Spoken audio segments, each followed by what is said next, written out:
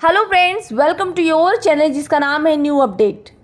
समान कार्य समान वेतन और नियमिति को लेकर सभी कर्मचारी लगे हुए हैं कि हो जाए उनका।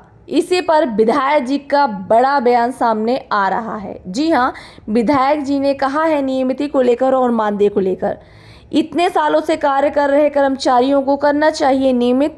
संसद में उठ रही है उन सभी कर्मचारियों की आवाज़ जिन्हें इतने साल से कार्य करने के बाद बिना किसी नोटिस के निकाला जा रहा है। क्या कर रही है सरकार? पूरी जानकारी आज की वीडियो मिलने वाली है, तो वीडियो को लास्ट तक ज़रूर देखिएगा। वीडियो पसंद आए तो वीडियो को लाइक कीजिए। चैनल पर पहली बार आए हैं तो प्लीज़ सब्सक्राइब ज़रूर कीजिएगा। और अगर आपको लगता है कि बात सही है तो कमेंट करके ज़रूर बताइएगा। तो चलिए शुरू करते हैं आज का वीडियो। राम भी वही काम करता है, श्याम भी वही काम करता है। Ram is highly paid and Shyam is underpaid. तो श्याम को इस बात का बहुत दुख है और शायद मुझे लगता है अपने दुख को उसने बहुत पॉजिटिव तरीके से मिठाई बात के दिया। ये बात में यदि बहुत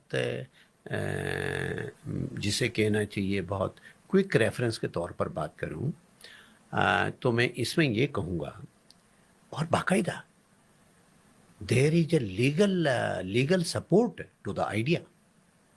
सुप्रीम कोर्ट अनेकों बार इस बात को कर कोर्ट्स कह चुके कि एक जैसे काम के लिए एक जैसा वेतन मिलना चाहिए, समान काम समान वेतन। समान काम समान वेतन। यहां पर बहुत भयंकर डिस्क्रिपेंसी है। यहां की जब आप डिस्क्रिपेंसी देखेंगे तो फिर आप वो एमएलए एमपी वाली डिस्क्रिपेंसी भूल जाएंगे। उसी काम को करने वाला 1 लाख तनख्वाह पा रहा है और उसी काम को करने वाला 15,000 तनख्वाह पा रहा है। एक 50,000 तनख्वाह पा रहा है, एक 15,000 तनख्वाह पा रहा है।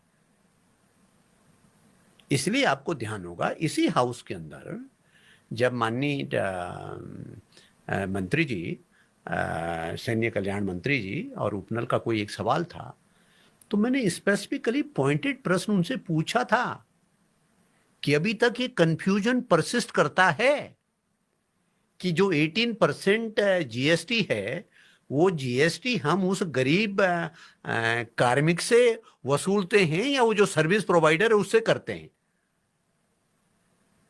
तो यदि भी उनका जवाब था कि नहीं कार्मिक से नहीं लेते, ऑटोमेटिकली कार्मिक से ही जाता है सर, सर्विस प्रोवाइडर क्यों देगा?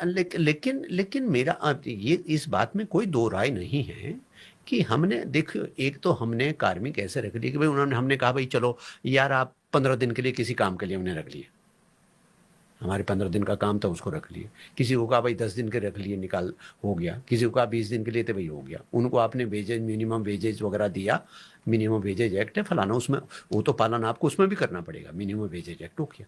लेकिन जो लोग आपको 5-5, 10-10, 15-15 साल कर रहे हैं, तो आई थिंक उनको तो कहीं ना कहीं रेगुलर कर्मचारियों के साथ पैरिटी जैसे लाने की आवश्यकता महसूस। मैं आपको एक और एग्जांपल देता हूं। मैंने शब्द आई एम वेरी केयरफुल कि मैं थोड़ा सा शब्दों के मामले में, चेन के मामले में, क्योंकि मीनिंग इसके अलग अलग हो जाते हैं। मैं आपको एक एग्जांपल देता हूं। जैसे 2007 में कुछ सेल टैक्स के लिए आउटसोर्स से कर्मचारी रखे गए। अभी मैं देख रहा था इस साल में उनको निकाल दिया गया। अबाउट 133, कुछ यहाँ से थे कुछ वहाँ से थे। अब आप सोचिए वो 50 साल की एज के आसपास होंगे।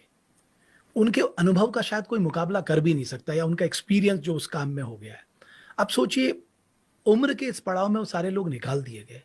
सर ये तो मुझे लगता है कि इससे बड़ा इनजस्टिस और क्या हो सकता है? नहीं, बिल्कुल, मैं इस बात को कई बार मुझे बहुत हॉन्ट करता है ये कि भाई या तो हम ये कहें कि हमने 15 साल इनसे कुछ नहीं कराया, ये नाकाबिल थे, या तो हम कहें कि 15 साल हमने इनसे कुछ नहीं कराया।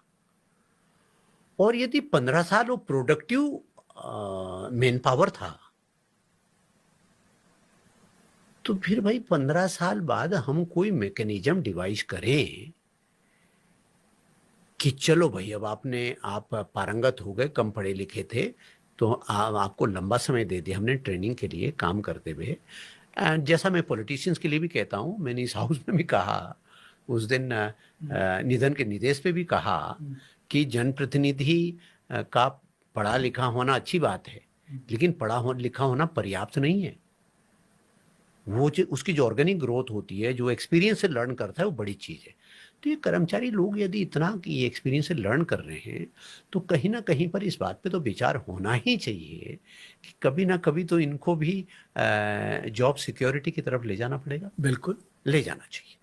मेरी व्यक्तिगत ये राय है, मेरी किसी को ये सलाह नहीं है, लेकिन मेरी व्यक्तिगत राय है कि अगर आप जॉब होते उनकी जगह में तो आप नेचुरली इस पे नहीं, विचार करते। हाइपोथेटिकल सवालों का मैं जवाब नहीं देता कि मैं ये कहता कि मैं होता जो मैं नहीं हूं मैं होता, ऐसा मैं नहीं कहता, ठीक है। लेकिन मैं सैद्धांतिक रूप से प्रिंसिपली वैचारिक दृष्टि से मैं मानता हूं कि जिन लोगों ने इतना लंबा समय सरकारी सेवाओं में संविदा पर ही सही, उनको हमें निश्चित रूप से जॉब सिक्योरिटी की तरफ उनकी जॉब सिक्योरिटी के बारे में सोचना चाहिए, उस बारे में कदम उठाने की आवश्यकता है। सर, आपने रूल ऑफ लॉ मेकर को कहा, मैं वापस उस सवाल में इसलिए आऊंगा क्योंकि ये सत्र जो है मॉनसून का सत्र वो 18 घंटे 9 मिनट चला।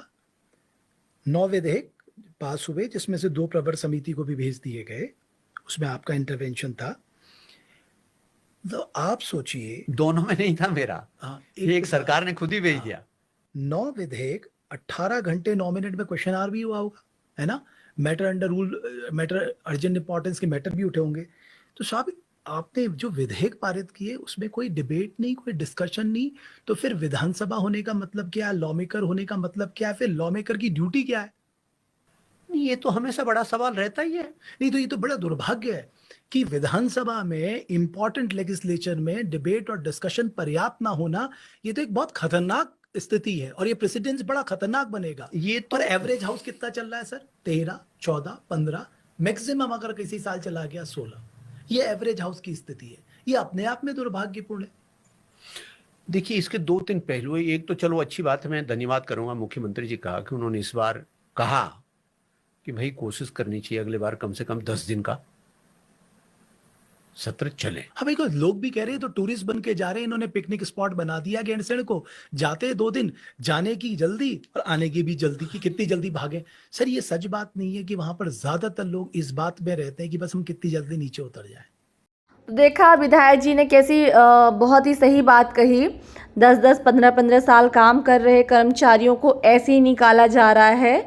सेम काम करने वालों के साथ मतभेद किया जाता है। वही काम 2 अलग अलग विभाग के लोग करते हैं। एक चाहे पुलिस कांस्टेबल को ले लो, वही कार्य करते हैं जो होमगार्ड पीआरडी जवान करते हैं, वही कार्य हमारे ग्राम चौकीदार करते हैं। लेकिन इसके बावजूद भी मानदेय में इतना अंतर है सभी के कि क्या बताएं। फिलहाल सब सरकार के हाथ में है। 1 अक्टूबर आ गया है, सरकार क्या नया लेकर आई है ये तो हमें 30 तारीख के बाद ही पता चलेगा, जब हमारी सैलरी आएगी। अब देखते हैं दीपावली की पहले कितनी सैलरी बढ़ा रही है सरकार, किसको कितना देने वाली है सरकार, ये तो दीपावली के पहले ही पता चलेगा, यानी कि महीने के लास्ट में ही पता चलेगा। जो भी अपडेट आएगी मैं वीडियो के माध्यम से बताती रहूँगी। मिलती हूँ अगली वीडियो में एक नई जानकारी के साथ, तब तक नमस्कार। वीडियो बने रखिए, वीडियो देखते रखिए।